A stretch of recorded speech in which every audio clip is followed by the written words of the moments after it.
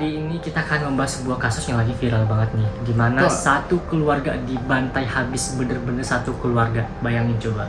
Gila sih. Jadi dia nanti nextnya tuh nggak punya keturunan lagi dari si keluarga itu. Itu coba kau pikir dia, satu keluarga habis dan itu berjumlah 5 orang. Ya udah, daripada kalian ngamuk-ngamuk sampai maling jemuran tetangga, langsung aja kita ke ceritanya. Kasus ini itu kejadiannya ada di Desa Babulu Laut, Kecamatan Babulu, Penajam Pasir Utara atau PPU Kalimantan Timur. Jadi ada seorang pemuda yang namanya Junaidi, dia kelas 3 SMK.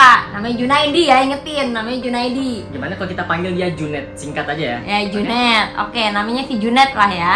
Dia ini punya hubungan sama cewek yang namanya Rizna Jenitasari yang usianya tuh masih sekitar 15 tahun. Jadi kurang lebih SMP gitu ya. SMP kali ya? Iya.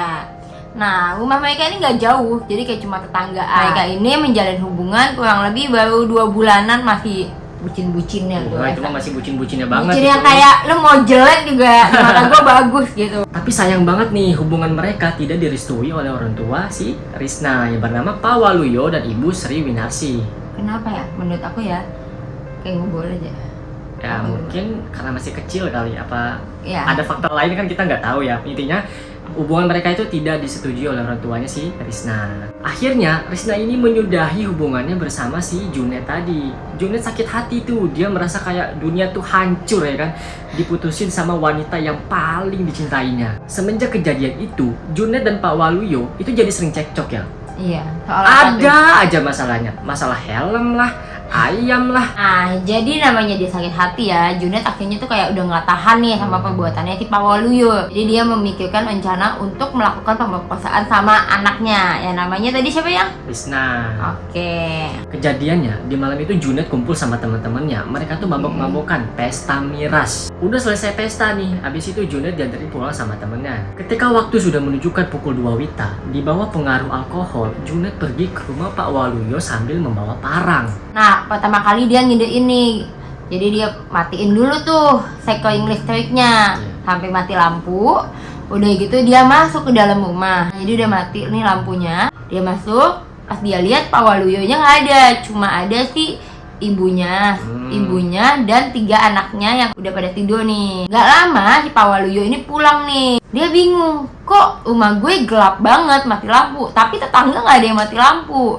Akhirnya dia hidupin lah tuh sekring listriknya, nyala dong. Pas itu kondisi di dalam rumah si Junet ini panik ya, lampunya hidup. Dia panik sepanik-paniknya. Lalu Junet ketemu sama Pak Waluyo di ruang tamu. Tanpa pikir panjang, Junet langsung menebas kepala Pak Waluyo. Bukan hanya kepala, lehernya juga ditebas sama dia. Jadi si pas Pak Waluyonya itu kejadian di ruang tamu, mungkin berisik kali ya. Istrinya kebangun. Pas istrinya kebangun, Junet masuklah ke dalam kamar, terus menebas juga si istrinya. Dan anaknya yang kedua usia 11 tahun juga kebangun, ditebas juga sama si Junet. Anaknya yang paling kecil usia 2,5 tahun, masih kecil banget itu ya, masih balita, ya Allah. dia kebangun juga, ditebas juga sama si Junet. Selesai di kamarnya satu, si Junet masuklah ke kamarnya si Rizna ini. Pas Rizna kebangun, dia kaget, dia teriak, ditebas juga sama si Junet. Dan yang paling gak masuk di akal aku, dan menurut aku di akal manusia sih, abis ditebas, meninggal dong, masih disetubuhi juga ibunya Rizna sama si Rizna-nya. Makanya pada saat ditemukan mayatnya, dia setengah tidak menggunakan pakaian. Jadi hanya menggunakan pakaian atasnya aja, bawahnya itu dia tidak menggunakan pakaian. Sekarang coba pikir deh, manusia mana yang tega melakukan hal seperti itu? Dia tuh udah menjadi jasad, masih aja disetubuhin. Kan, aduh Itu udah kan banyak, itu kan banyak darah ya, maksudnya bau-bau darah gitu kan ya. Aku udah Kayak masih bisa lo melakukan hal seperti itu, Junet. Jadi ketika Junet selesai melakukan aksi bejatnya, Junet juga mengambil uang sebesar 363.000 dan 1 buah handphone. Pas dia mau keluar nih, dia ngelihat Pak Waluyo, loh kok Pak Waluyo masih gerak-gerak nih, ditebas lagi lah Pak Waluyo sama dia. Udah selesai kejadiannya di rumah Pak Waluyo, dia mungkin kayak nggak ada apa-apa kali ya, karena kan di bawah alkohol juga. Dia pulanglah ke rumah. Pas dia pulang dia udah mandi dan agak on sih menurut gue ya. Bajunya kan banyak darah tuh ya, yang langsung ditaruh gitu aja di tempat baju kotor. Terus si Junet ini ngasih tahu ke kakaknya, Kak, di sebelah ada kasus pembunuhan. Kakaknya kaget dong. Iya. Oh serius kamu, Net? Oh iya kak, serius. Ya udah, kita langsung aja lapor ke Pak RT ya. Manipulatif kau, Junet. Junet dan kakaknya melapor ke Pak RT. Pak RT melaporlah ke polisi. Polisi.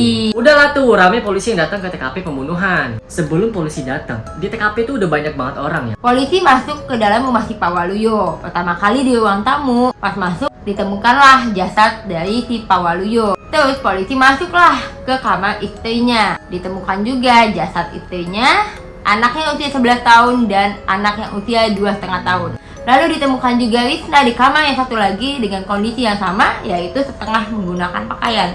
Jadi pakaian bawahnya sudah tidak ada. Kemudian polisi nanya, ini saksi matanya siapa? Dijawablah sama Pak RT. Oh ada Pak, tadi saksi matanya si Junet sama kakaknya. Akhirnya diinterogasilah mereka berdua. Kata kakaknya Junet, oh bukan saya Pak yang ngelihat, adik saya yang melihat. Terus polisi nanya ke si Junet, Junet, tadi pelakunya ada berapa orang dan bagaimana ciri-cirinya? Terus Junet menjawab, oh tadi pelakunya ada sekitar 3-10 orang Pak. Kalau ciri-cirinya sih saya nggak tahu pasti ya. Polisi udah mendengar dan menganalisa alibinya si Junet. Ternyata keterangannya tidak didukung dengan alat bukti yang ada di TKP.